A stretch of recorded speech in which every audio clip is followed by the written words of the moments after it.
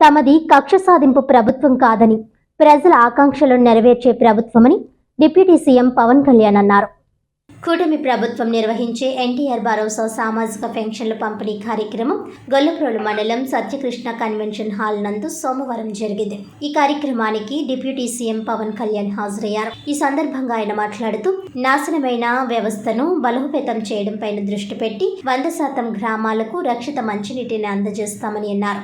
ఎన్నికల్లో ప్రతి విమర్శలు అయిపోయాయని, ఇప్పుడు పూర్తిగా పాలనపైనే దృష్టి పెట్టి ఎన్నో సవాళ్లను అధిగమించవలసిన అవసరం ఉందని అన్నారు. రాజకీయాల్లోకి డబ్బుల కోసం, పదవి కోసం రాలేదని, ప్రజలకు సేవ చేయడానికి వచ్చానని అన్నారు. ఆయన చేతుల మీదుగా మొదటి పెన్షన్ దివ్యాంగురాలు మేడిశెట్టి నాగమణికి అందించారు. కాకినాడ జిల్లా కలెక్టర్ షణ్మోహన్ సగిలి, జిల్లా SP Satish Kumar, Kakinada rural MLA పంతం నానాసి, మాజీ ఎమ్మెల్యే ఎస్వీఎస్ఎన్ వర్మ, పిఠాపురం నియోజకవర్గం జనసేన సమన్వయకర్త మర్రెడ్డి శ్రీనివాసరావు, పిఠాపురం బీజేపీ ఇన్ఛార్జ్ కృష్ణం రాసు తదితరులు పాల్గొన్నారు.